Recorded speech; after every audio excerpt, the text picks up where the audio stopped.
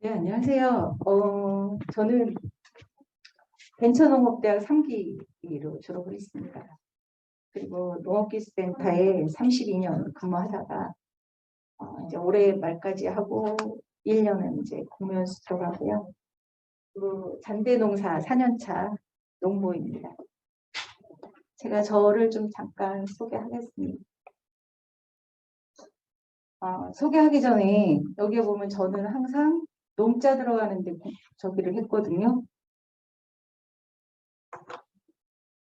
오늘 또 안 돼. 전에 걸로 됐어요.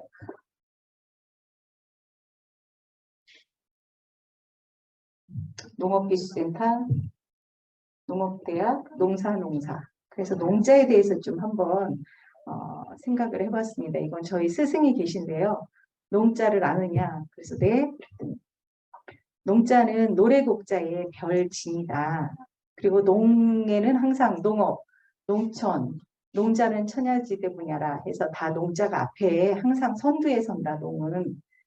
근데 이 노래곡 별지는 농자가 어떻게 만들어졌냐면 예전에는 새벽 별을 보고 나갔대요. 그리고 항상 저녁에 별을 보고 들어오는데도 불구하고 일을 하고 그렇게 농사를 짓다가 들어와도 항상 즐거워서 노래를 불렀대요.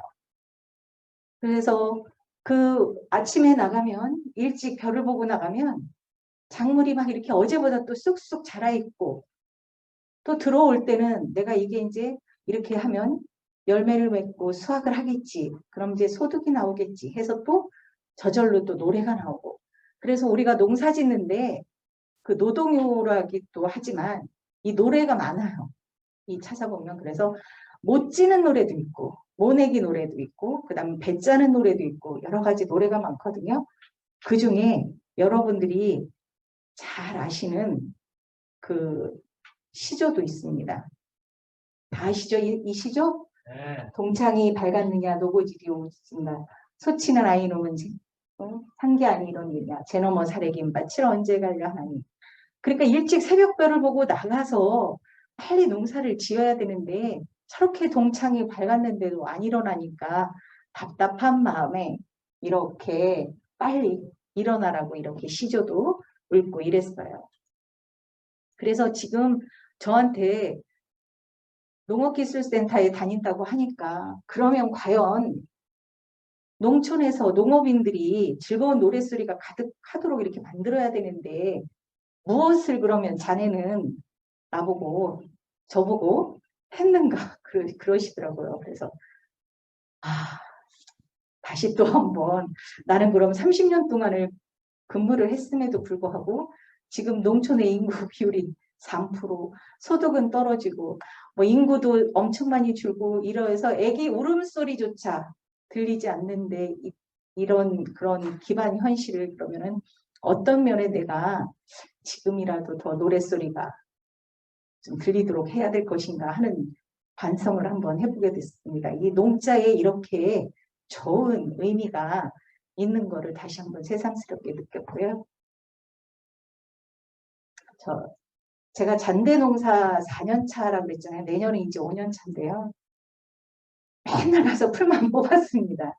근데 여러분들이 혹시 잔대를 아실는지는 모르겠는데 제가 그냥 일반인들한테 저 잔대농사 져요. 그럼 아니 잔디를 왜 져요? 그래요. 그러니까 잔대를 몰라서. 근데 나이 지긋하신 분들을 보면 잔대를 거의 많이 아세요. 예전에 산에 이렇게 갈 때 그 잔대 향이 은은하게 나서 이렇게 봄에는 정말 쌈장만 가지고 가서 그 잔대 순 꺾어서 밥하고 이렇게 드셨다고 하더라고요. 이 잔대 꽃인데 너무 예쁘죠. 이게 야생화라서 이렇게 예쁘더라고요. 사삼이라고도 하고요. 이 잔대를 나온 김에 홍보를 하면 예전에 이분이 많이 아팠대요. 근데 그 옛날에는 병원도 없고 몸살을 며칠을 앓으니까 엄마가 가마솥에다 잔대를 한 움큼 넣고 쌀도 넣고 푹 달여서 줬더니 몸살이 진짜 정말 씻은 듯이 나았다. 이렇게 했고요. 가장 제가 좋아하는 게 100가지 독을 푸는 데는 해독을 하는 오직 잔대뿐이다라는 옛 기록이 있어요. 근데 여러분들이 이 잔대를 잘 모르시면 잔대는 더덕하고 도라지하고 잔대가 같이 삼총사다 생각하시면 이해가 빨라요. 그래서 잔대는 뭐 황사현상에도 좋고 폐, 도라지가 뭐 거담, 해소 이런 거에 좋잖아요. 그런 것처럼 그 해먹는 방법도 도라지나 더덕하고 비슷하거든요. 그래서 이 잔대가 이렇게 좋아서 농사를 짓게 됐어요. 그래서 농업기술센터에 30년 근무를 했어도 제가 농사는 직접적으로 짓진 않았거든요. 근데 이 잔대를 접하면서 천평에 이거를 지으면서 아직 제초제를 한 번도 쓰지 않고 제가 맨날 가서 풀만 매다가 이렇게 오는데 내년에 5년 차거든요. 내년에는 조금 고민이 됩니다. 이거를 계속 해야 될지 아니면 말아야 될지. 어쨌든 4월 10일에서 20일 사이에 그때 저 잔대 수능 채취를 하고 뿌리는 가을에 캐거든요.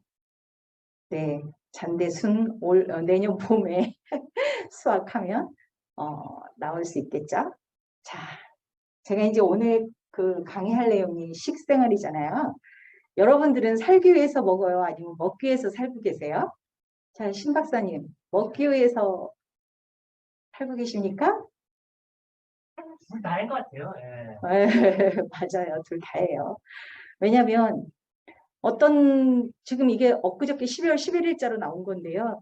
260만 원에 강제 좋은 아프가니스탄에 이렇게 해서 9살짜리 구출하는 게 TV에 나왔었거든요.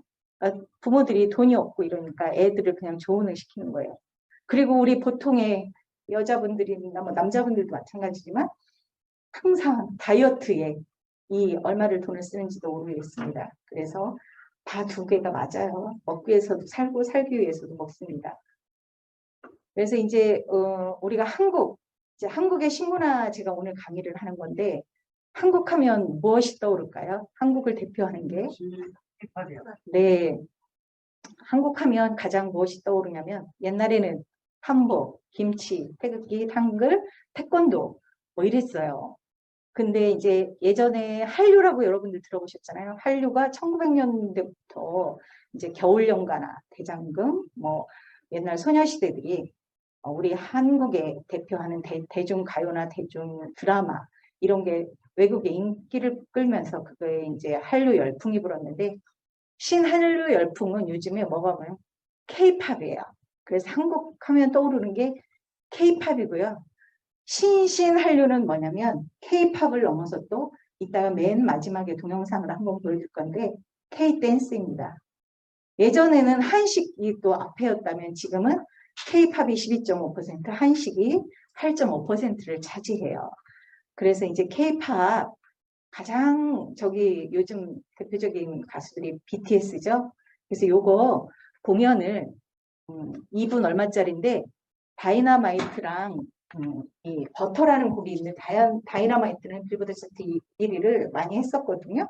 근데 이제 버터라는 곡을 한번 잠깐 보고 가시겠습니다.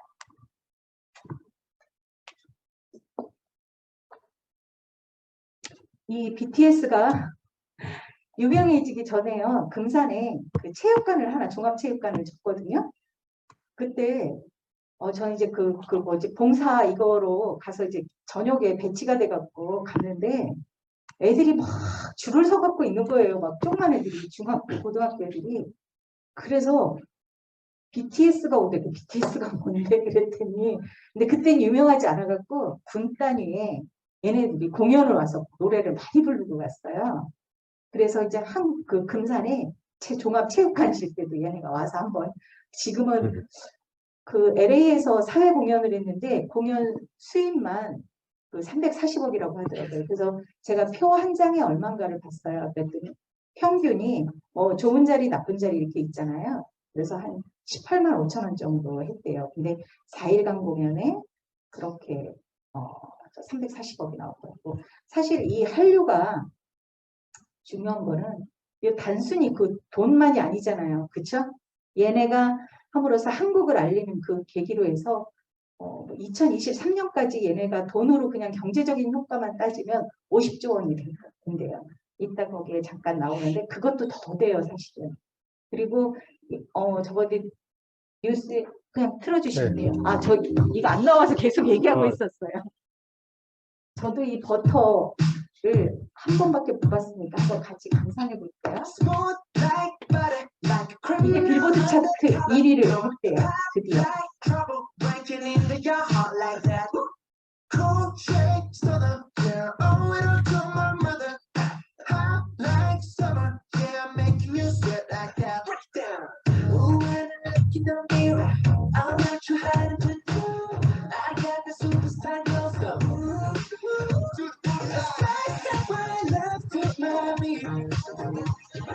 I like the moon rock with me, baby. Know that I can't take it. Let me show you just how it's shit. Side step right love to mommy. Can't let it roll like butter. Pour you in like no other. Don't need no usher to remind me you got it bad. Ain't no other that can sweep you up like a rubber. Straight up, I gotcha, making you fall like that. Break down. Oh, when I look in the mirror, I'm not so hard to do. I got the superstar glow, so to the blue light. Side step right left to my beat. How you gonna move back to me, baby? Know that I got that heat. Let me show you 'cause I can shit. A side step right left to my beat. Let it roll.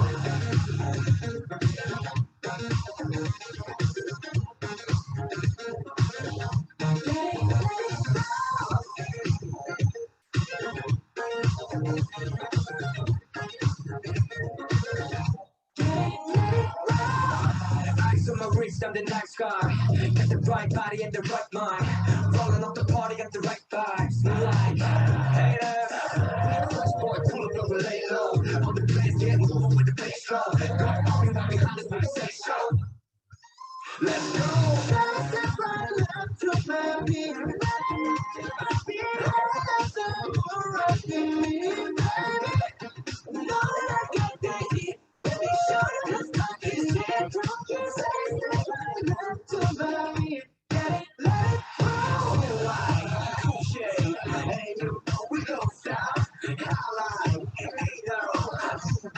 Oh my God. We gon' make the rock in his head. Let it bounce in his head. Hotter, sweeter, cooler, butter. Let it roll.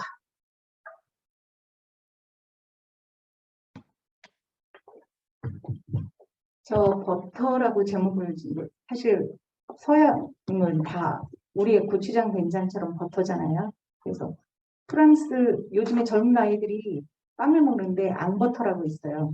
아무것도 안 넣고요. 그냥 바게트 그 빵 안에 버터하고 햄 이런 거 하나만 넣어갖고 그거 단순하게 먹는 그런 거거든요. 그래서 저도 처음 들어보네요. 어쨌든 BTS의 경제 효과가 10년의 경제 효과 45조에 14조니까 56조. 근데 경제적인 효과만 이렇지 이 외에 다른 효과도 그 아베가 무서워하는 게 우리의 그 한류랬잖아요. 여기 보면 한국의 문화 경쟁력을 제일 무서워한대요. 자, 이제 한식에 대해서 본격적으로 들어갈 텐데요. 한식이 뭐죠? 한국 고유의 전통 요리, 전통 음식이라고 그러면 우리가 옛날부터 내려오는 거잖아요. 근데 거기에 이제 시대와 변화에 따라서 세대에 따라서 이게 점점 변해요. 옛날 전통 음식을 그대로 먹는 사람은 지금 뭐 물론 있겠지만 그 다음에 재료도 다 달라지고 환경도 달라지고 그러니까 이게 조금씩 변해요. 근데 이거를 다 수용한 거를 한식이라고 그래요. 그러면 이제 여기에 한식이란 한국의 전통적인 식재료 및 조리 방법을 이용해서 조리한 음식 이외의 이를 응용해서 우리가 한식의 세계화 이러잖아요. 그럼 현지에 가서 거기에 맞는 재료로 해서 거기에 입맛에 맞게 하는 것까지 한식의 포괄적인 내용을 갖고 있습니다. 그러니까 전통의 현지화까지를 여러분들이 한식이라고 이해하시고 이제 강의를 들어주시면 되겠습니다. 그래서 이제 한식의 세계화는 이따가 나올 거니까 이제 근데 이런 때 K-팝이니 K-댄스니 이렇게 할 때 이 음식도 같이 이렇게 붐을 이루어 갖고 같이 발전을 시키는 그런 계기가 됐으면 좋겠고 지금 또 이런 시대가 온 것 같아요. 이게 주기별로 이렇거든요. 오늘 아쉽게 제가 뭐 벤처대의 강의를 이렇게 주셔갖고 너무 감사한데 제가 사실은 강의 내용이 강의 스킬이 조금 부족해서 동영상을 좀 많이 가져왔는데 동영상이 안 돼서요. 조금 말로 해야 될 것 같아요. 그 한중일 숟가락 문화인데 이것도 이제 제가 동영상으로 했었는데 우리나라만 한국, 중국, 일본 이렇게 따지면 우리나라만 숟가락이 그 숟가락 젓가락 문화가 제일 잘 유지되고 있어요. 가만히 보면 일본은 수저가 조그만하고 이래요. 그거는 왜냐하면 일본 사람들은 그 자포니카 쌀이 약간 진 밥이라서요. 젓가락으로 먹어도 푸슬푸슬 안 하기 때문에 그게 그 젓가락만 사용해서 먹어도 되니까 그 숟가락이 그렇게 많이 필요하지 않았대요. 중국 사람들은 또 국수나 이런 거를 먹기 때문에 주로 먹고 국물용만 따로 이렇게 숟가락 움푹 이렇게 된 거 있어요. 그래서 그 사람들은 주로 뭐 음식을 나누거나 이럴 때 그렇게 움푹 패인 숟가락을 쓰지. 근데 우리나라는 왜 숟가락하고 젓가락이 이렇게 많이 남아있느냐? 그대로 우리는 유교 사상 때문에 항상 반상에 정중앙에 숟가락 젓가락을 꼭 놓게 돼 있어요. 그래서 이게 유교 사상의 영향을 받아서 그때 이렇게 해서 남아있는 건 우리나라만 숟가락 젓가락이 제대로 남아있어요. 이렇게 문화가 예전에는 같이 숟가락 젓가락을 같이 사용했어도 이렇게 변화에 따라서 이렇게 달라요. 그래서 오늘은 제가 이제 한식에 대해서 한식의 전통, 우리 한국의 식문화에 좀 전통적인 거를 조금은 알아봐서 우리 그 한식 문화의 특성부터 봄가을의 음식까지 이렇게 조금 알아보겠습니다. 그냥 편안하게 대학교 수업은 그러니까 일반 학생들 수업이 아니니까 그냥 편안하게 하겠습니다. 그리고 우리나라 음식을 이렇게 특성을 보면 그 지리적 배경의 영향을 많이 받아요. 그래서 여기를 이렇게 보면 우리나라는 포인터인가? 그 저쪽에 코리아라고 돼 있잖아요. 아시아 북동부에. 그리고 뭐 북쪽은 산, 남쪽은 평야. 이건 다 아실 테고요. 그래서 논농사, 밭농사가 강원도 쪽에. 그 다음에 이쪽 밑에 지방은 쌀농사. 그리고 기후도 우리는 사계절이 이렇게 있어서 뚜렷하죠. 이건 제가 지도가 너무 예뻐서 가져왔거든요. 그 옛날에 삼면이 바다라고 이렇게 맨날 배우셨죠? 세계면이 바다고 해안이 단조롭고 뭐 이렇게 해서. 근데 우리의 음식을 이렇게 보면 우리는 서양은 빵이라 그러면 우리는 쌀이죠. 그리고 우리는 주식과 부식이 쌀과 그다음에 반찬, 국 이렇게 이렇게 분리가 되어 있어요. 그런데 이제 서양 상차림하고 비교를 해보면 우리는 공간전개형이에요. 한 상차림이죠. 그 한 상차림을 그 외국 사람들한테 그 한국에서 제일 좋은 게 뭐였어요? 밥상에서 그러면 한상 차림이라고 그러더라고요. 그 소반에 차려서 한 상으로 내놓는 거. 근데 이거는 시간적인 개념보다는 공간적인 개념이 강하죠. 시차보다는 한 상에 그득해서 차려서 내려와 갖고 대접할 때 이렇게 이쪽 중부지방까지도 그런 게 별로 없는데요. 저 밑에 지방 순천에를 제가 한번 갔었어요.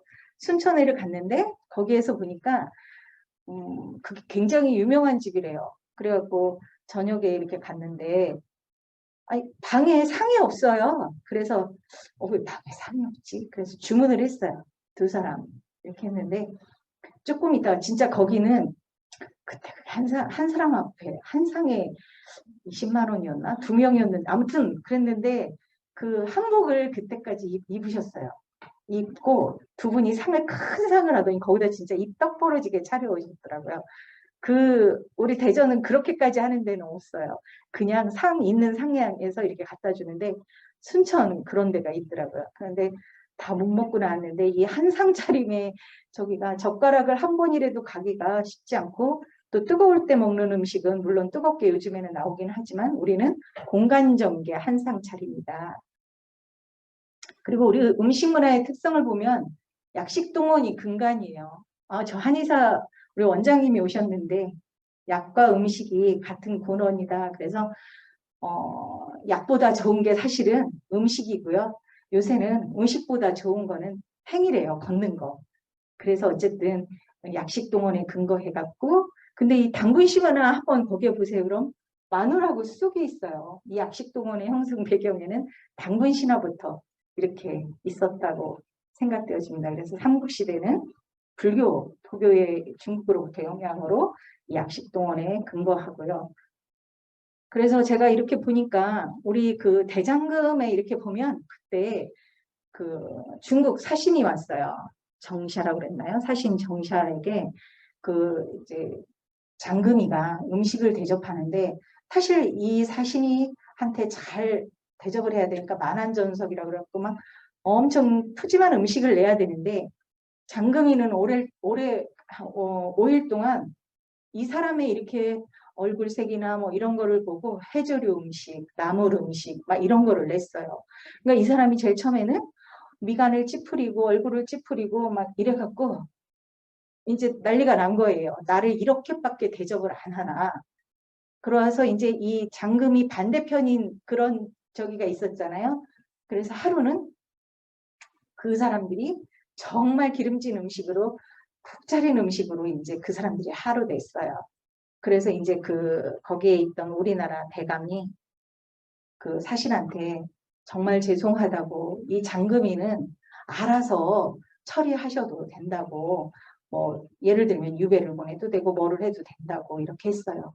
근데 그 사람이 사신이 그 이제 기름진 음식을 며칠 만에 한번 먹은 거죠. 그러더니 이제 그 장금이는 거기서 막 이렇게 막 벌벌 떨고 있는 상황이었는데 그 사신이 탁 이제 젓가락을 내려놓으면서 이랬어요. 내가 오늘 기름진 음식 여기서 먹는 건 이걸로 마지막이라고. 나도 제일 처음에 왔는데 그 뭐 된장국에 풀떼기만 이렇게 줘서 사람을 이렇게 대접을 해서 자신을 그래서 자기도 기분이 엄청이 안 좋았는데 그거를 이렇게 며칠 먹다 보니까 그게 오히려 내 몸에 내 속이 참 편안하더라. 그래도 내가 한 번쯤은 이렇게 기름진 거 먹어도 괜찮지? 하고 장금이한테 물어봐요. 근데 너는 이렇게 이거가 위험한 일인 줄 알면서도 너는 왜 이렇게 고집을 부렸냐 나한테. 그러니까 그 장금이가 한 말이에요. 그 어떠한 경우에도 먹는 사람에게 해가 돼서 되는 것을 올려서는 안 된다고 그렇게. 이게 누구의 가르침이니까 그러니까 그 스승 한상궁마마의 가르침이라고 했어요. 이게 바로 약식 동원에 근거한 그런 내용이 아닐까 싶습니다. 그래서 약식 동원은 그 저거는 뭐 식품과 식품끼리 이렇게 하는 약용식품을 주제로 하고 약용식품을 부제로 하는 이런 것도 있고요. 그다음에 인삼전과 같은 경우에는 약용식품인 인삼과 꿀인 식품을 같이 해서 이렇게 했고 약용식품과 약용식품을 같이 결합한 건 이렇게 제호탕이라고 그러고요. 옛날에 궁중에는 여름에 갈증 나고 이러면 임금님께 올린 청량한 음료랍니다. 이게 이렇게 해서 약용식품 재료를 했고요. 식품과 식품으로 해서 뭐 잉어, 연계, 용봉탕 이렇게 해서 했고 또 우리나라 음식은 음양오행에 이렇게 기초를 두고 해요. 그래서 이제 여기에 보면은 모든 사물현상은 음양으로 이루어져 있고 상호조화를 이룬다는 동양 그 철학인데요. 인체와 식품에도 음양오행이 있어서 갖추어 먹으면 건강에 도움이 된다고 합니다. 그래서 보통 보면 오행이면 오곡, 오축, 우리가 보통 뭐 우리 상차림에 이왕이면 오방색, 뭐 오색, 오행 이런 거를 많이 쓰거든요. 그래서 여기에 보면 요 불의 기운 뭐 이렇게 오행에 맞춰서 이렇게 할 때 여기에 오미돌이 보면 이 오미도 있죠. 단맛, 신맛, 쓴맛 뭐 이렇게 해서 여기에서 보면 이제 이 매운맛을 하나 얘기를 하면요. 요즘에 그 아이들이나 이렇게 보면 그 어떤 분이 그래요. 참 식문화의 혼란식이다. 왜 그러냐? 그랬더니 집에서 라면 하나를 끓여 먹는데도 아들하고 아버지하고 딸하고 의견이 다 각각이래요. 왜냐하면 아버지는 신라면 정도만 좋아하면 애들은 더 매운맛을 좋아하고 그리고 이 매운맛은 사실 혁명의 맛이래요. 이 사람들이 힘들고 이렇게 하면 자꾸 매운 것을 더 찾게 된대요. 그리고 그저께 보니까 TV에 이영자가 거기다 고사리를 넣어서 또 라면을 하나를 먹어도 든든하게 이렇게 먹는데 떡볶이도 마찬가지고 매운 거, 짬뽕도 불짬뽕 뭐 이렇게 자꾸 매운맛이 강해지는 건 아마 혁명의 맛이라고 하는 거 보니까 더 점점 이 사회가 좀 더 저돌적으로 변해서 이런가? 이런 생각도 잠깐 하게 됩니다. 이 5가지 맛을 다 가지고 있는 게 오미자잖아요. 그리고 이제 우리는 오방색, 오색이라고 그래갖고 이렇게 하잖아요. 그래서 예를 들면 붉은색은 심장에 좋다. 붉은색은 심장. 그리고 뭐 녹색은 간에 좋아서 저런 거를 먹으면 간이 안 좋은 사람은 그런 거 먹고, 노란색은 위장, 비위 이런 거에 좋고, 흰색은 폐에 좋은 음식이라는 거 하고, 검정색은 신장, 방광에 좋은 음식이다. 이렇게 해서 내가 어디가 안 좋다 그러면 저런 거를 더 챙겨 먹으려고 이렇게 노력을 하는 것 같아요. 어쨌든 우리 음식도 음양오행에 기초를 두고 있습니다. 그리고 우리나라 음식은 과학적인 발효 음식인 건 다 아시죠? 발효과학이라서. 그리고 담백하고 균형을 이루잖아요. 탄수화물, 단백질, 지방. 그래서 우수한 에너지 비율을 구성하고 있어요. 그래서 발효 음식의 대표적인 게 여러분들 다 김장하셨잖아요. 김치, 된장, 그 다음에 청국장, 간장. 이렇게 해서 사실 요 다음에 제가 동영상을 준비를 했는데, 요거를 이제 우리가 젓갈을 많이 담잖아요. 그러니까 이 생선을 잡으면 저번에 EBS 방송국에서 각 나라별로 이 발효 젓갈에 대해서 쭈루룩 시리즈로 한번 했었어요. 우리나라만 이 젓갈을 담는 게 아니라 서양에는 엔초비라고 해서 정어리 젓갈. 우리나라도 되게 많잖아요. 근데 어느 집에 정말 김장이 맛있어요. 그래서 보면 그 집에 젓갈이 맛있는 경우가 많아요. 물론 소금도 굉장히 중요하죠. 간수 빼고 뭐 천일염으로. 근데 젓갈을 특히 그 맛있는 집이 이 김치가 맛있더라고요. 그리고 그 젓갈 많이 뭐 신안도 증도 막 이런 데 나오는 데 보니까 젓갈을 담아서 그걸로 만능 요리를 하더라고요. 겉절이 하는데 그거 놓고 우리는 사실 이런 데서 쓰면 누구누구 표 액젓 그냥 사다가 하는데 그분들은 직접 담가서 많이 그때 한꺼번에 많이 나오는 철에 그거를 소금에 이렇게 해서 이 임자도에 가면은 젓갈로 여름 밥상을 차려주는 게 한국 그 식생활 그거에 나와서 한번 해봤고요. 그 다음에 우리나라 식문화 형성과 변천을 알아보려면 고조리서가 쭈루룩 연대별로 있습니다. 근데 그 중에 2가지만 제가 오늘은 여기서 말씀을 드리려고 그래요. 수은 잡방이라는 게 있거든요. 이거는 1500년대에 김유 선생이 남자분이세요. 남자분이 엄마랑 같이 이렇게 살고 있는데 이분이 굉장히 술을 좋아하고 이랬고 양반이라서 수은이 격조 있는 음식문화고요. 잡방이 여러 가지 방법이거든요. 그래서 이 풍류하는 사람들의 요리책이에요. 이게. 그래서 자기가 이렇게 사람들을 불러갖고 음식을 이렇게 대접하는데 그거를 이 사람이 요리 레시피 이렇게 썼어요. 그 시절에. 그래서 이 121항 중 여기 보면 59항이 주방문에 가깝다고 그랬죠. 그리고 우리 보통 생선으로 만든 식혜 있잖아요. 그것도 여기 이렇게 나온다고 합니다. 이 수온잡방 이거가 그 남자분이 요리를 이렇게 했고요. 그 다음에 이제 음식 디미방 얘기를 제가 조금 오늘은 할게요. 이건 요리 백과사전 146개의 요리책인데요. 요거는 최초의 한글로 된 구체적인 요리 전문서예요. 아시아권에서도 최초로 여성에 의해서 쓰여진 최고의 고조리서인데요. 음식 디미방 할 때 디미는 지미의 뜻이에요. 그래서 음식의 맛을 아는 것, 맛있는 음식의 조리를 적어놓은 거예요. 그래서 우리나라의 그 한국 음식 그 조리법의 정수를 보여주는데요.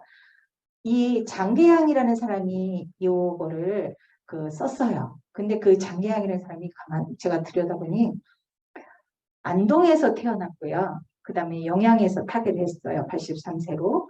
근데 이분이 영양에서 지금 굉장한 일을 많이 하고 있어요. 이 음식 디미방 이거를 갖고 음식 디미방 기능장을 양성을 해요. 그래서 어떻게 하나 봤더니 음식 디미방에 나오는 그 책에 있는 조리법을 이제 현대화 시킨 것도 있고 그냥 보존할 거는 그냥 보존도 해서 그거를 그 영양군의 프로젝트 사업을 해갖고 전국에 있는 사람들이 거기에 가서 이거를 전수를 받아요.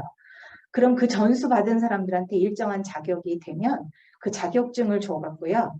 각 지역에 한 2년 전은 3년 전에는 홈플러스에 이거 좀 빼도 되죠, 전처. 네. 홈플러스에 그 강좌를 열어요. 음식 디미방 해갖고. 그래서 그 사람들이 이제 홈플러스에 오면 그 사람들을 그 교육을 시키는 거예요. 그럼 일정 부분 군에서 그 대줘요. 이거를. 그러면 자기네 그 음식 디미방에 있는 그 요리를 그 사람들한테 전파하는 계기가 되는 거예요.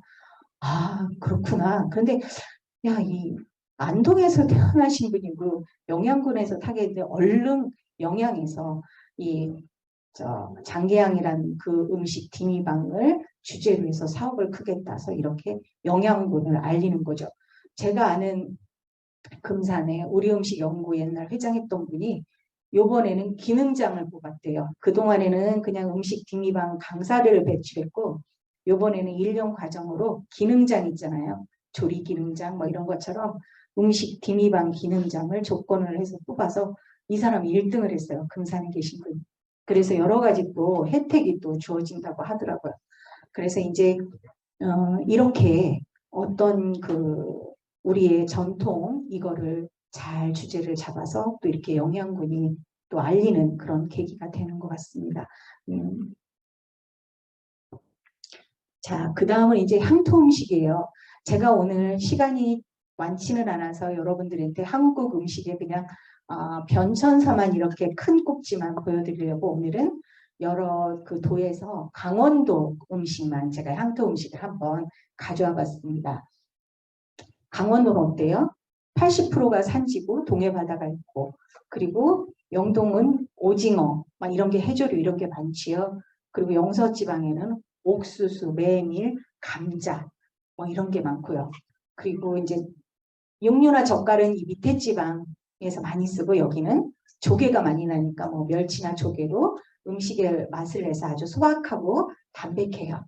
그래서 이제 여기에는 감자나 찰옥수수나 메밀로 만든 음식이 많아요. 아까 보면 그 지형이나 기후나 그거에 의해서 영향을 받으니 강원도 음식은 당연히 이렇겠죠. 저 오징어 순대 드셔보신 분 계세요? 강원도에 계신 분은 한 분도 없네요. 저는 사실 그 삼척인가 어디에 간데 어떤 분이 이거 귀한 음식이라고 오징어 순대를 사주셨는데요. 저 못 먹었어요. 잘. 남편은 잘 먹고. 왜 그런가?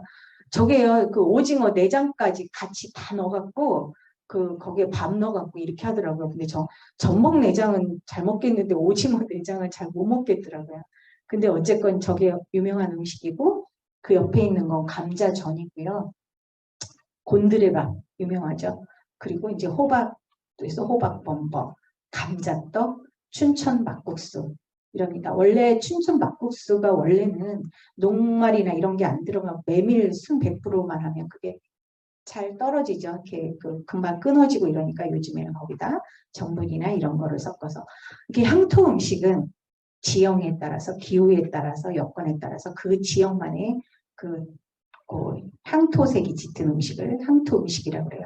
그럼 여기 아까 서울 음식, 충청도 음식, 남도 음식 그 중에 우리나라는 강원도 이런 데도 맛있지만 남도 음식이 제일 그래도 맛있고 평야가 많으니까 그분들은 풍족하고 이러니까 그 음식이 많았던 것 같아요. 자, 이것도 동영상을 아쉽게 요거는 좀 못 보고 지나가겠습니다. 자, 이제 세시풍속과 음식문화인데요. 예로부터 전해지는 농경사의 풍속이며 해마다 이거는 음력에 맞춰서 우리가 24절기가 있어요. 요거는 제가 조금 많이 가져왔어요. 왜냐하면 어떤 분이 저한테 그랬어요. 제가 예전에 음식팀장 일을 몇 년 했거든요. 우리 지역에 맞는 절기 음식을 한번 찾아봐도 참 좋다. 그거를 발전시킬 수 있는 방안을 한번 모색해 보라고 하더라고요. 그래서 그 절기 음식을 한번 관심을 갖게 됐어요. 그래서 요거는 음력 몇월 며칠 이제 지금부터 요거는 월별로 한번 보도록 하겠습니다. 그리고 이제 우리가 시식, 절식, 근데 위에 거는 좀 절식이고요. 시식은 그 계절, 봄, 여름, 가을, 겨울에 따라서 이렇게 먹는 음식을 시식이라고 하죠. 자, 여러분들 조금 있으면 이제 설날이잖아요. 설날에 떡국을 먹죠. 원래 떡에 흰 떡은 그 새로 시작하니까 아무것도 없는 흰 무를 뜻하는데 이 길게 이렇게 가래떡을 뽑잖아요. 그건 무병장수. 그리고 우리가 떡국떡을 이렇게 어슷 동그랗게 썰잖아요. 이건 좀 재물 좀 많이 들어오라고 이렇게 한대요. 그래서 새해의 시작 요걸 설날이라고 했고요. 정월 대보름인데 한 해를 시작하는 달 음력 1월 15일에 요때는 우리가 요건 아직도 지켜지고 있어요. 요 시절식을 지금 절식을 보면서 지금 없어진 절식은 뭐고 있는 거는 남아있는 거는 뭐고 그 다음에 이거를 내 농장에 아니면 우리 군에 이거는 좀 살리고 싶다 이런 게 혹시 있는 건지 한번 잘 보고 한번 그런 걸 생각하면서 이거를 봐주시면 좋겠습니다. 그래서 이때는 뭐 부럼도 깨고 기발기숙도 몰고 이러잖아요. 근데 저는 옛날 사람이라 그 옛날에 막 보름에 막 이렇게 해갖고 남의 집 세 군데를 돌아다니면서 양푼을 들고 그 밥을 이렇게 항상 그 어르신들이 그 약간 따뜻한 부뚜막에 그거를 놔줬어요 일부러. 그러면은 새 집 거를 이렇게 가서 가져와서 나물도 새 집 거라서 이렇게 비벼 먹었던 기억이 있거든요. 그래서 이제 그렇게 비빔밥도 해먹고 입춘은 봄의 시작을 알리죠. 그래서 우리가 입춘이라고 따로 이렇게 해먹진 않는 것 같아요. 그 오신채나 그다음에 탕평채 이렇게 먹었다고 그래요. 그리고 중화절 저는 이런 거는 참 좋은 것 같아요. 농사를 준비하기 전에 명절인데요. 이게 노비 명절이라고도 하거든요. 그래서 지금 송업협병이라고 해서 소나무 그 솔순을 갖고 이렇게 그 밑에 이렇게 쪄서 노비들에게 나이만큼 되죠. 나 60살인데 60개를 어떻게 먹지? 좀 고민 한번 해봤습니다. 그리고 삼진날이에요. 강남 갔던 제비가 돌아온다는 음력 3월 3일인데요. 진달래 화전하고 이 녹두 그 창면 쑥떡 이렇게 먹었대요. 저희는 3월 3진날 이렇게 이제 그 금산은 청계의 자연공원을 숲을 가꾸다 보니까 공원을 가꾸다 보니까 예전에 안 보였던 진달래가 엄청 많이 되살아난 거예요. 그래서 진달래 축제를 항상 화전 붙이기를 저가 같이 막 해서 거기 오는 사람들한테 항상 많이 나눠줬거든요. 진달래 화전 이거 이렇게 하면 이게 사실 이 그림은 조금 진달래 화전이 약간 무서워요. 어떻게 보면. 근데 진달래가 워낙 얇기 때문에 조금이라도 뜨거운 데다 놓으면 색깔이 이 진달래의 색깔이 안 나와요. 그래서 진달래 화전을 몇 년을 하다 보니까 진달래 화전에 그 뭐라 그럴까 우수 선수가 됐어요. 그리고 화전에 그 동그란 찹쌀 빚는 것도 요령이 생겼고요. 어쨌든 진달래 화전 나오면 저는 행사 치러 갖고 그 하루에 몇백 명, 막 1000명 이상 그걸 줬던 기억이 나는데 애들이 그렇게 좋아했어요. 근데 야 그때는 힘들었는데 지금 생각하니 이거라도 있으니까 애들이 진달래 화전을 알지 않았을까? 어린아이들이. 안 그러면 진달래 화전을 어디서 듣도 보도 잘 모를 텐데 먹어보기까지 하는 건 드물 텐데 이렇게 그때 행사 그래도 잘해서 그 아이들한테 추억을 주었구나 이런 생각도 하게 되었습니다. 동지 105일째 되는 날에 한식이에요 우리. 그래서 이때는 이런 떡을 먹었다고 합니다. 단오 음력 5월 5일이잖아요. 그래서 수리치 그 떡을 해먹고 앵두알치를 먹었는데 이 단오 행사는 이 충청권에서는 이렇게 크게 안 하는데 강릉에서는 단오제를 엄청 춘향이 이도령 해갖고 굉장히 크게 지내더라고요. 그래서 이런 음식을 먹었다고 합니다. 그리고 유두는 더위를 이기는 날이라서 6월 15일에 유두국수 수단 이 조그맣게 요게 수단이에요. 그리고 구절판 삼복 우리가 지금 잘 지키고 있는 게 그래도 삼복인 것 같아요. 초복, 중복, 말복해서 그 삼계탕, 보신탕, 육개장 지금 보신탕들은 많이 안 먹는 것 같아요. 그래도 제가 이제 또 이 삼계탕 하면 금산이 또 인삼이 나니까 삼계탕의 고장이잖아요. 근데 이 삼계탕을 어떤 분이 자기가 새로 창업을 하는데 삼계탕집을 하고 싶대요. 그렇다고 저가 음식팀장을 하니까 저보고 삼계탕을 끓이는 법을 알려달래요. 그래서 야 삼계탕 그냥 인삼 넣고 닭 넣고 하면 되는 거지. 그거를 또 무슨 뭐를 비법을 알려달라고 그래. 그러면서도 제가 많이 찾아보고 또 직접 가서 물어보니까 집에서 그냥 팁으로 이 삼계탕을 맛있게 끓일 때는 무조건 닭을 깨끗이 씻는 게 제일 중요하더라고요. 아무튼 그 닭에도 그 냄새가 있어요. 그래서 깨끗이 씻고 그다음에 육수는 이 다리, 닭발이 있잖아요. 그거를 이제 4, 5돈 아니면 그 닭집에서 저기 조금 더 어두운 해서 육수는 그걸로 많이 내고요. 저희 금사는 그 어머니가 우리가 옛날에 시어머니가 우리 시댁에 인삼 농사를 졌어요. 그래갖고 제가 이제 결혼해서 이렇게 오니까 저는 대전 사람이고 남편은 금산 사람인데 삼계탕을 끓이는데요. 저희는 삼을 넣으면 만약에 식구수대로 한 뿌리 아니면 두 뿌리 해갖고 5식구다 그럴까 하면 10뿌리 정도 넣으면 엄청 많이 넣는 거거든요. 근데 우리 시댁은 보니까 한 사람당 4뿌리 정도, 20뿌리 정도를 넣는 거. 안 맛있을래야 안 맛있을 수가 없어요. 그리고 정말 소족이나 이런 육류 요리에 정말 맛있게 드시려면 인삼 들어가면 정말 좋아요. 이 비릿한 거예요. 저는 소족에는 인삼 안 넣고는 못 다려요. 그래 어쨌건 이렇게 삼계탕 이렇게 삼복에 많이 먹었고 칠석은 견화직녀가 만나는 날 이렇게 해서 우리가 빼빼로데이만 하지 말고 우리나라는 이 7월 칠석으로 하자. 그래서 이게 반짝하다가 지금은 잘 모르겠어요. 하는지. 그리고 이게 이제 불교에서 큰 명절인데 백중이고요. 사실은 이게 농민 명절이라고도 해요. 그래서 이날은 논두렁 보러 가지도 말라고 그랬어요. 그만큼 농민 그날 하루 휴식해라 이런 날이 7월 15일입니다. 그래서 이때는 진편하고 밀전병 이런 거를 먹었다 그래요. 자, 추석이고요. 중양절인데요. 강남 왔던 제비가 이제 돌아가요. 그래서 이때는 요즘에는 국화화전은 많이 하는지 모르겠어요. 근데 국화로 해서 요때 중양절에 국화를 이용해서 이렇게 먹었던 것 같습니다. 그리고 이제 요건 무오일인데요. 음력 10월 말일이나 길이를 택해서 이때 제사를 지냈고 여기 무가 이때 무오일에 무가 무 그 뜻이기도 하대요. 그래서 무시르떡을 해먹고요. 여기 신설로는 이 그릇 이름이 신설로인 거죠. 신설로, 영포탕, 그 다음에 저게 밀단국 이렇게 먹었어요. 동짓날 올해 팥죽 드셨나요? 예전에는 많이 꼭꼭 챙겨 먹었는데 사실은 그냥 본죽이나 이런 데서 사다 먹어도 되고 그래서 그 날이 가장 짧은 날이고 팥죽이에요. 저는 호박죽 쓸 때요. 팁인데요. 호박죽 쓸 때 맛있게 쓰려면 정말 들어가야 되는 게 호박 외에 밤이 들어가면 굉장히 맛있어요.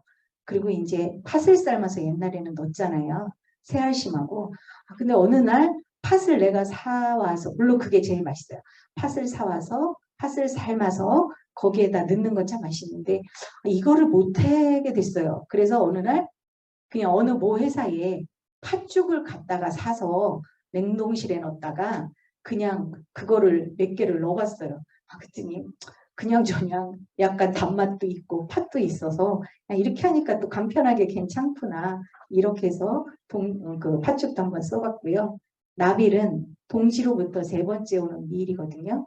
이때 이제 전약이나 참새구이 예전 분들은 많이 아는데 요즘 사람들은 그래서 이 어느 시골에 이걸 한 마리에 잡으면 얼마를 줬다고 그랬는데 3,000원이 아니고 300원씩 줬다고 그랬나? 그래서 노인분들이 이게 참새를 이렇게 그 참새구이가 요즘에는 근데 거의 없는 것 같아요. 자, 이제 금음날이에요. 금음날은 한 해를 마무리하고 새해를 맞이하는 날인데요.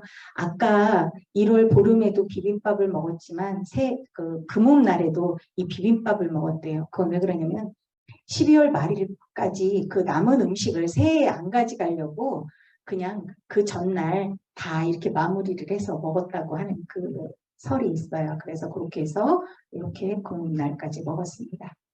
자, 시절식 중에 어떤 게 아직까지 남아있고 어떤 게 없어졌는지 한번 살펴보시고 그 중에 나랑 맞는 거는 좀 한번 되살려 보기도 하면 좋겠습니다.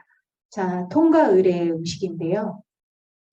한평생 사는 동안 그러니까 우리들이 출생부터 100일, 첫돌, 회가 이렇게 해서 지내잖아요. 이렇게 치르게 되는 그런 의식이나 제례예요.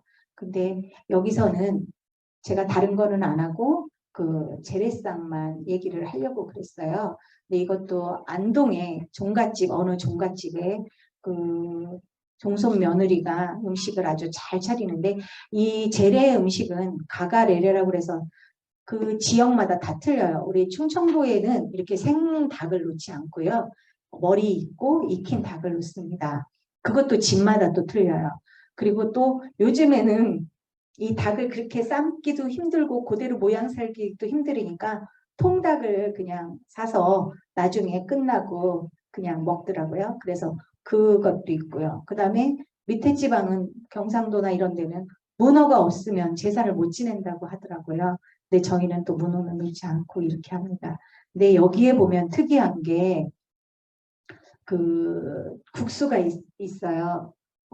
요게 안 찍혔는데 여기에 보면 맵국수라고 그래서 거기 그 안동 종갓집에는 항상 맵국수를 놓거든요. 그리고 우리가 전을 부쳐서 놓을 때 전이 여러 가지 전도 있지만 제일 밑바닥에 놓는 거는 둥글해 갖고 보재기처럼 이렇게 널찍하게 꼭 밑에 놔요. 저희도 놓거든요. 그거는 그 편적이라는 그런 저기 보자기처럼 이렇게 역할을 하는 거에 이 국수를 놓으면 이 국수가 하늘에 계신 조상님과 이 우리 현재 있는 종손하고 끈을 이어준다고 하는, 그래서 이 맵국수라고 하거든요. 그래서 나중에 우리가 제사를 지내고 나면 그 음복이라고 그래서 술 먹잖아요. 근데 거기에 남은 음식도 이 국수랑 해서 다 같이 함께 이렇게 비벼 먹고 합니다. 자, 이제 우리나라 음식은 알아봤고요. 이제 우리가 음식 세계화를 하려면 우리의 전통 이런 거는 잘 보존해야 될 것은 잘 지켜나가지만 우리가 또 현지화할 거는 현지화를 해야 되잖아요. 근데 지금 세계 음식을 이렇게, 그러니까 다른 나라 음식을 이렇게 우리가 잘못 이해하고 잘못 받아들여 갖고 오해를 하는 부분은 없어야 될 것 같아요. 그래서 외국 음식을 바로 아는 그런 거가 굉장히 필요하지 않을까 이런 생각을 합니다.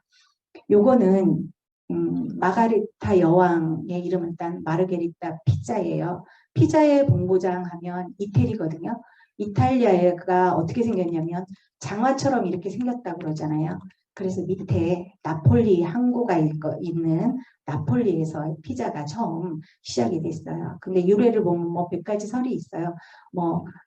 군인들이 이 방패에다가 그 뜨거운 여름날 거기다 이렇게 반죽을 해갖고 뭐 여러 가지 있는 거 토핑 이렇게 해갖고 그냥 이렇게 싸서 먹었다는 설도 있고요.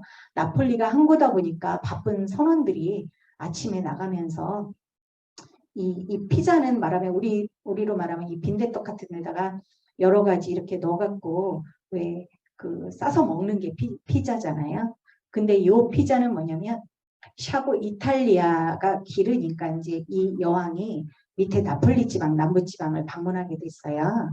근데 이제 뭐를 대접할까 하다가 피자를 대접하는데 이거를 보면 피자의 재료가 이 녹색이 바질이고요.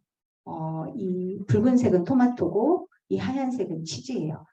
가장 최소한의 재료로 그 본연의 피자 맛을 살기 위해서 요거를 대접했더니 그 마가리타 여왕이 너무 맛있었다. 이래서 그때부터 이 피자의 이름을 마가리타라고 했거든요.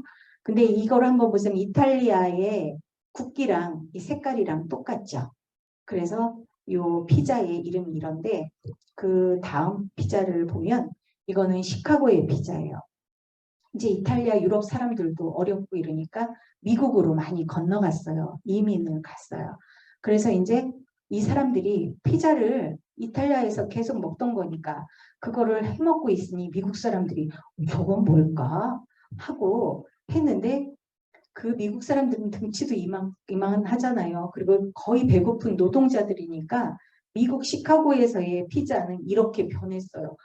저 시카고에 가서 진짜 이 유명한 집이라고 해서 가서 그 집이래요. 그래서 먹어봤거든요. 근데 피자 한 판이 이만하고요. 두께도 이 도 두께도 막 이렇게 두꺼워갖고 한쪽 먹으니까 못 먹겠더라고요. 이탈리아 피자는 얇아요. 근데 이건 두꺼워. 이렇게 그 나라에 넘어가면서 이렇게 이탈리아가 이게 사실 시카고 피자 우리나라에서 파는 시카고 피자라고 설빙해서 파는 건데요. 진짜로 시카고의 피자는 더 커요. 그래서 이렇게 이 피자가 넘어가서 다른 나라에 가면 이렇게 변형이 되는 거죠. 그래서 이태리에서 이제 야, 이건 안 되겠어. 왜냐하면 우리 피자가 가서 저렇게도 되고 저렇게도 되고 그럼 우리 정통의 피자를 한번 정통성은 있어야 될 것 같아. 아무리 피자가 다른 나라에 가서 현지화는 한다고 해도. 그래서 이태리 피자 만들기 쿠킹 클래스 양성 교육을 한 거예요.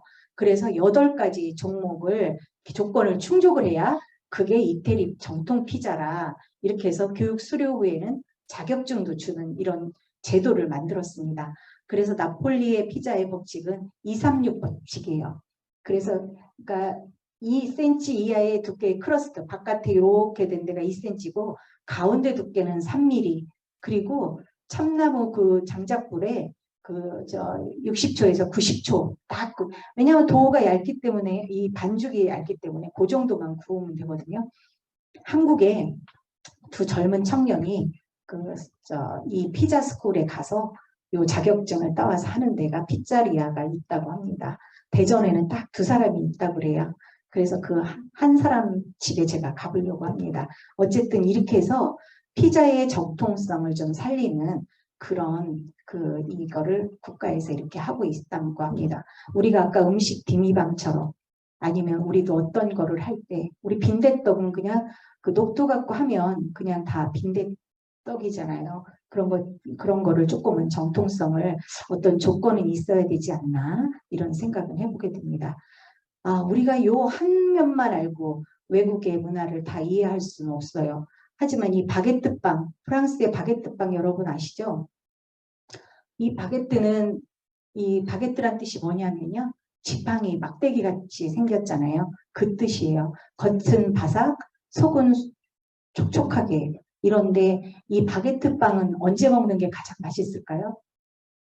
6시간 이내에 먹어야 가장 맛있다고 합니다. 그래서 프랑스 사람들은 꼭 아침에 줄을 서던 새벽에 가서 그거를 사오는 거예요. 아침에 가서. 그래서 그 빵을 맛있게 먹기 위해서. 그리고 이 마들렌이 있거든요. 그 프랑스의 또 빵, 이게 조바비 같이 생겼는데 작가 그 프로스트의 거기에 나오는 말이 있어요. 잃어버린 시간 그를 찾아서에 보면 이 사람이 그게 30년 기억의 시간 여행을 떠나거든요. 근데 어떤 거를 생각하면서 30년의 여행을 했냐면요. 이 엄마가 마들렌을 구워서 이 마들렌을 어떻게 먹는 게 가장 좋으냐면 홍차에 찍어 먹으면 그렇게 맛있다고 합니다. 사실 저는 마들렌을 좋아는 하는데 홍차에 찍어 먹어보진 않았거든요. 근데 이 책을 읽으면서 홍차에 찍어 먹어봐야 되겠구나. 우리가 바게트빵을 그냥 먹으면서 마들렌을 그냥 먹으면서 그 나라의 문화를 어떤 게 먹는 게 가장 맛있는가 이런 것도 제대로 모르고 먹었던 거잖아요. 그래서 이 냄새에 흘려서 어린 시절을 회상하면서 시간 여행을 하면서 쓴 책이거든요. 그러면 혹시 여러분들은 어린 시절에 어떤 음식이 좋아서 그거를 30년의 여행을 이렇게 갈 수 있는 그런 음식이 있을까요? 저는 하나 있어요. 도루묵이에요. 이거는 물론 냄새는 아니에요. 도루묵인데요. 제가 지금으로부터 50년도 넘은 얘기네요. 이제 시골에 살았어요. 충남 영기군 전이면이라는 곳에 아버지가 선생님이셨기 때문에 닭봉이고 애들은 많고 그러니까 엄마가 애기들을 단백질을 섭취를 해줘야 되는데 월급이 작으니까 고기 막 이런 거는 못 해주니까 장날이 10리길을 걸어가셔야 돼요. 10리 4km. 그러면은 그 10리길을 버스가 있으니까 이제 버스를 타고 가시든 이렇게 해서 그 도루묵을 그냥 요만큼 안 사오셔요. 한 짝을 사오셨어요. 그래갖고 그거를 겨울이면은 그거를 지져주시면 그 알맹이가 톡톡톡톡 터지던 기억이 저는 그게 향수 음식입니다. 근데 이제 그 도루묵이 그때는 제일 쌌대요. 그래서 언젠가 도루묵이 맛있어서 살려고 보니까 도루묵 요새는 좀 비싸더라고요. 강릉에 가서 어디 그쪽에 가서 보니까 구워서도 주고 그러던데 어쨌든 저는 이 맛으로는 도루묵이 제 시간 여행이 있고요. 근데 향으로는 없어요. 그래서 이제까지 여러분들이 맛있는 맛, 뭐 그런 것만 찾으셨다면 우리나라 사람들이 밥을 먹을 때나 뭐 이렇게 할 때 여유가 조금은 없이 좀 빨리빨리 문화가 좀 많아요. 그거는 우리가 옛날부터 농사를 질 때도 밥 먹으면서 얘기하지 말고 이렇게 했잖아요. 밥 튀고 뭐 이런다고. 그런 게 그 농사를 빨리 지으러 나가야 되고 이렇게 하니까 느긋하게 밥을 먹는 그런 여유가 없었던 것 같아요. 근데 이제는 맛 외에도 한번 향을 한번 생각해 보면서 음식을 섭취를 한번 해보시면 어떨까 싶어요. 그래서 좀 이제까지 향을 못 느꼈다면 물론 향이 있는 음식도 있고 없는 음식도 있어요. 신만이들이 산에 가서 더덕을 캘 때 어떻게 캐요? 더덕 향을 보고 그거를 찾아서 캐잖아요. 그래서 저는 맛은 도루묵 맛이고 향을 하나 찾았잖아요. 잔대입니다. 잔대는요, 은은하게 향이 나요. 그래서 저는 잔대 요 향을 또 음미해 보려고 합니다. 여러분들도 그 음식을 이제까지 맛으로 더 집중했다면 앞으로는 좀 향을 집중해서 좀 음식을 드셨으면 합니다. 자, 외국인한테 물어봤어요. 한국에서 음식 가장 맛있는 게 뭐예요? 그래갖고 물론 이거는 약간의 차이는 있습니다. 그래서 가장 맛있는 게 뭐예요? 그랬더니 베스트 탑 10을 알려줬어요. 그래서 그게 첫 번째가 불고기고요. 두 번째가 삼겹살. 요거는 조사하는 데마다 약간의 차이는 있어요.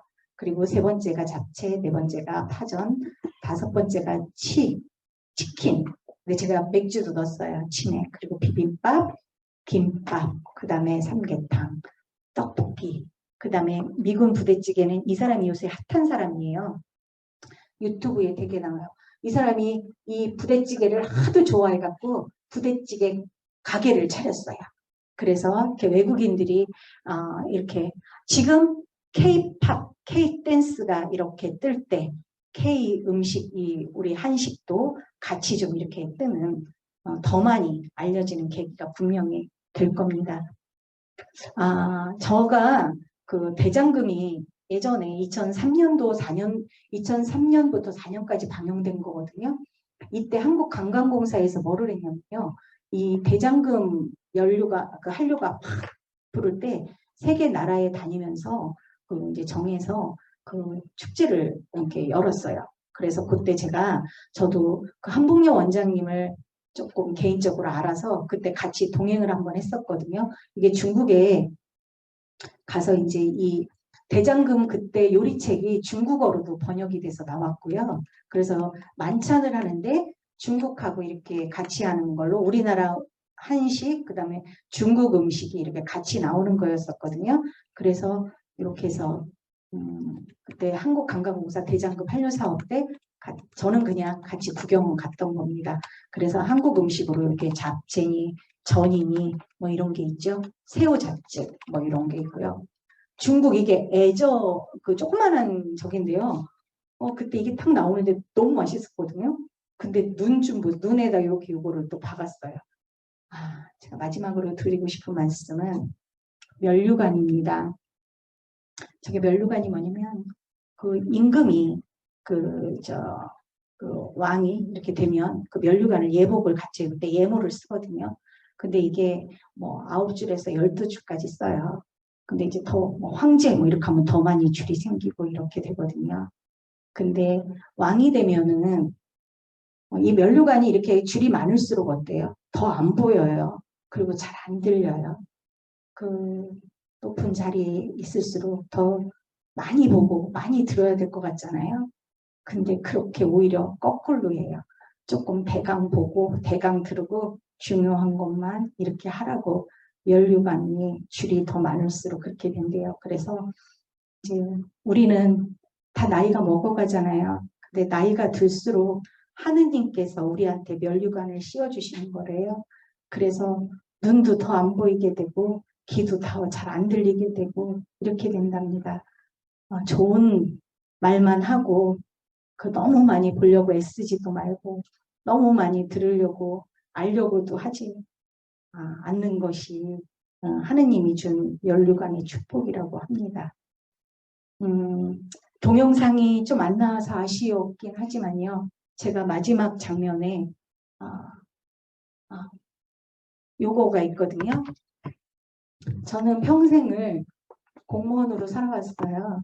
그래서 이제 올해 12월 말일까지만 직장을 나가고 내년부터 논다고 하니 저 스승께서 그래 뭐를 할래? 제가 막상 잔대 농사밖에 할 줄 아는 게 없는 거예요. 조금. 그래서 그럼 어떻게 뭐 글쎄요 그랬더니 저보고 4가지 과업을 주시더라고요. 하면 어떻겠냐. 첫 번째가 언어였습니다. 그 언어를 내가 좋아하는 거를 조금 해서 세계를 돌아다닐 수 있으면 돌아다녀서, 왜냐면 언어가 소통의 기반이니까 너무 많이 잘할 것도 없고 뭐 번역기도 있고 이러니까 그냥 그 나라에 관심 있는 나라, 영어가 됐건 중국어가 됐건 뭐를 해서 그 나라에 가서 좀 더 많이 보고 느끼고 오려면 언어를 첫 번째. 그 다음에 그 나라의 음식, 이거는 제가 뭐 같이 하는 거니까 음식도 있고요. 그 다음에 패션. 프랑스에 패션 위크가 있대요. 1월 달 정도에 하는데, 예를 들어서 그런 데도 가서 나보고 그렇게 차려입을 하는 게 아니라 세계의 패션이 어떻게 좀 돌아가는지 그런 것도 좀 보고, 마지막에 뭔지 아세요? 저 뻥 터졌는데 그게 춤이었어요. 춤. 저 몸치거든요. 그랬더니 요즘에 수우파라고 들어보셨어요? 아유, 민청장도 모르고 권 사장님도 모르는데 수우파라고 그래갖고요. TV에서 보면 스트리트 우먼 파이터라고 해서 춤추는 사람들 얘기해요. 옛날은 백댄서라고 그래갖고 보아 뒤에, 이효리 뒤에 백댄서로 있던 사람들이 지금은 어떻게 되었냐면 그 수우파를 방영하고 나서 그 사람들이 주인공이 됐어요. 그러면서 그 사람들의 춤이 주 메인 무대가 됐고요. 뒤에서 가수들이 노래를 불러요. 그래서 아까 제가 신신한류가 K-팝에서 K-댄스라는 얘기예요. 근데 이제 제가 이분이 스승님께서 책을 주셔갖고 리아킴이라는 사람에 대한 책을 한 권 읽게 됐거든요. 근데 리아킴의 이 사람이 우리나라의 수우파 그거를 만드는 저긴데, 이 사람이 네덜란드의 세계대회에 가서 1등을 2가지를 합니다. 그러면서도 우리나라에서는 그냥 안무가로 이렇게 하는데, 언젠가는 지금 스걸파로 또 내려갔어요. 우먼에서 걸스로 내려가서 애들이, 중고등학생들이 춤을 또 끼가 있는 애들이 그걸로 내려갔거든요. 수우파가 많이 뜨니까 이제 그게 종영이 되고 스걸파로 내려갔는데, 이렇게 내가 살아보지 않은 세상에 또 한번 도전을 해볼 수 있는 기회가 되고요. 또 맨날 뒤에서 백댄서나 이런 걸로 해서 이 리아킴이 제일 처음에 이렇게 뒤에서 이효리 뒤에 뭐 무슨 광고 이렇게 찍고 그러면 200만 원 받았대요. 저거로. 근데 얘가 지금 메인 무대로 가갖고 이걸 찍잖아요. 1억 2천만 원 받는답니다. 한번 찍는데 이렇게 인생 역전이 됐어요. 그래서 어쨌든 우리가 음식 트렌드라고 그래갖고 음식만 해서는 이거를 성공할 수 없어요. 제가 유명한 요리사들도 다 남자고요. 제가 요리 축제나 이렇게 가보잖아요. 그럼 전 식품영양학과를 나왔어요. 그럼 식용과나 조리학과 나온 사람들이 어디에서 활동을 하면 제일 잘할 것 같잖아요. 근데 아니에요. 다 보면 미술학과나 원예학과나 이런 사람들이 더 잘해요. 그래서 왜 그런가 보면 내가 음식 외에 다른 거를 잘해야 플레이팅도 잘하고 여러 가지가 이게 종합된 만능이야지 이게 잘 돋보이는 거예요. 그래서 오늘은 여러분들이 접해보지 않은 이 리아킴이라는 사람에 대해서 한번 동영상을 보시고 그걸로 제 강의는 마치는 걸로 하겠습니다. 경청해 주셔서 감사합니다.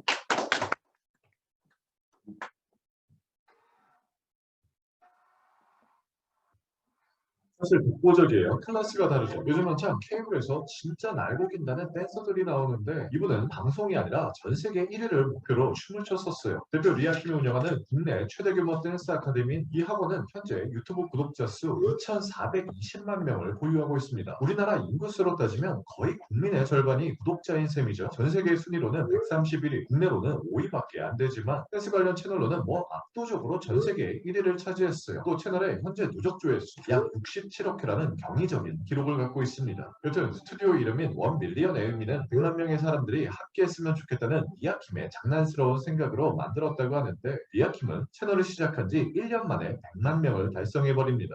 안무가이자 스트릿 댄스인 리아킴은 유열의 스케치북 방송 역사상 노래 없이 오직 퍼포먼스로만 방송 무대에 오른 유일한 인물입니다. 여러분 더 놀라운 건 리아킴이 주는 댄스 장르는 한 가지가 아니에요. 팝핀, 현대무용, 재즈, 락킹, 와킹 등 성격이 다른 장르를 자유롭게 넘나들며 구사한다는 점입니다. 그 중에서도 팝핀과 락킹이 주종목인데 뭐 이 세상 사람의 것이 아니죠. 외계인도 이렇게는 못 추지.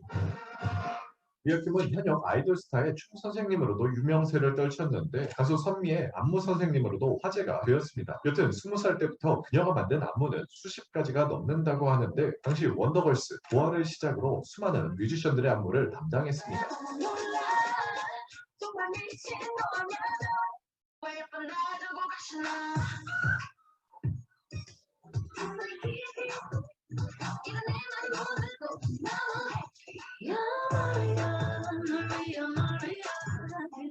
리아킴의 본명은 김혜랑입니다. 1984년 서울에서 태어난 올해 38살인 리아킴은 어린 시절 마이클 잭슨의 콘서트 오프닝 무대를 본 후 나도 영향력 있는 사람이 되어야겠다라고 생각합니다. 나도 언젠가는 온 관객을 그렇게 열광시키는 누군가가 되고 싶다. 이후 16살 때 문화센터에서 춤을 처음 배우게 된 리아킴이 가장 먼저 배웠던 동작은 다이아몬드 스텝이라고 합니다.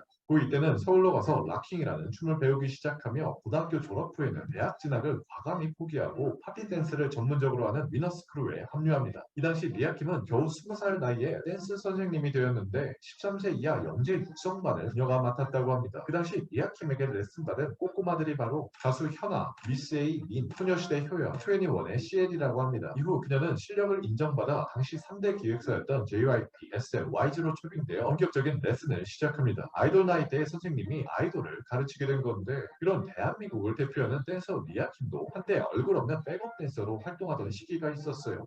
당시 잘 나가던 이효리의 휴대폰 광고에 백업 댄서로 살짝 등장하기도 하고 이 집 뮤직비디오에서는 이효리 대역으로 시계 태엽춤이라는 것을 선보이기도 했습니다. 근데요 리아킴을 비롯한 백댄서들은 가수들에 비해 늘 주목받지 못했어요. 거기다 소속사 대표들은 백댄서인 리아킴에게 반말에다 레시피도 주지 않았다고 합니다. 그 당시에는 그렇게 댄서들을 막 천대했어요. 심지어 공연할 때는 대기실도 없으니까 방송국 북도 구석에서 그냥 대기하고 이때쯤 리아킴은 생각합니다. 백업 댄서에서 더 큰 무대의 주인공으로 나가야겠다. 그로부터 방송과 레슨을 그만뒀어요. 원래 자리였던 스트릿 댄서로 돌아옵니다.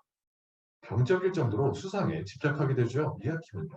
본인을 보여주고 싶은 거지. 남이 아닌 자기 자신 그 자체로 살아가려 합니다. 당시 대회라는 대회는 모두 참가하며 이 여성은 그 당시 전 세계 무대를 뒤집어 버렸어요. 그리고 2007년 그녀 나이 24, 나이와 국적, 성별이 무관한 세계 댄스 대회에서 마침내 전 세계 스트릿 댄서들을 그녀의 발 아래 둡니다. 모든 춤꾼들이 모인 자리에서 그것도 내로라 하는 남성들을 제치고 우승을 차지한 건데 여기서 재밌는 건 락킹이라는 댄스 장르를 최초로 창시한 한 심사위원이 그녀에게 우승 축하를 전했어요. 리아킴, 내가 진정한 락킹 그 자체이다. 쟁쟁한 전 세계 댄서들 사이에서도 홀로 빛났어요. 리아킴은요. 하지만 그 영광은 오래가지 않았습니다.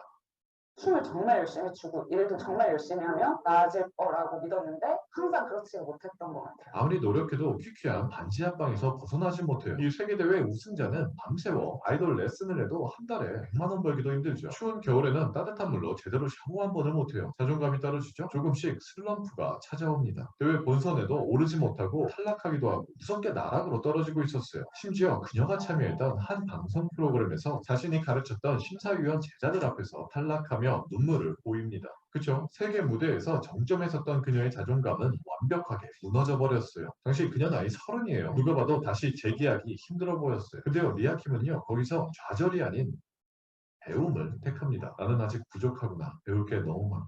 다들 리아킴이 한물 같다고 말할 때 그녀는 안무가로서 인생 2막을 시작합니다. 그리고 완벽하게 성공했어요. 여러분, 누구나 한 번쯤 인생에서 위기가 찾아올 때가 있잖아요. 절망하는 사람들이 있어요. 솔직히 그럴 수 있잖아요. 또 꾹 참고 버티는 사람들도 있고요. 리아킴은 버티는 게 아니라 오히려 한 발짝 앞으로 나아갑니다. 그것이 그녀가 절망을 대하는 태도였어요. 전 세계가 그녀의 춤을 인정합니다. 이제는 그녀의 춤을 배우기 위해 전 세계에서 수강생들이 찾아옵니다. 그 옛날 연예인주에서 투지폰 광고를 찍었던 그녀는 13년이 흘러 본인을 메인으로 한 광고를 찍었어요. 그냥 촛불처럼 꺼질 줄 알았던 그녀의 영향력은 한 세대를 뛰어넘어 전 세계로 향하고 있어요.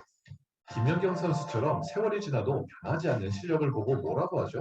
클라스. 스스로 한계를 그어버리면 안 된다고 생각했습니다. 못할 게 뭐가 있어? 내가 먼저 가능성을 던져주면 되지. 대한민국의 스트릿 댄서이자 안무가 리아킴. 앞으로 펼쳐질 그녀의 더 놀라운 인생 스토리를 기대합니다.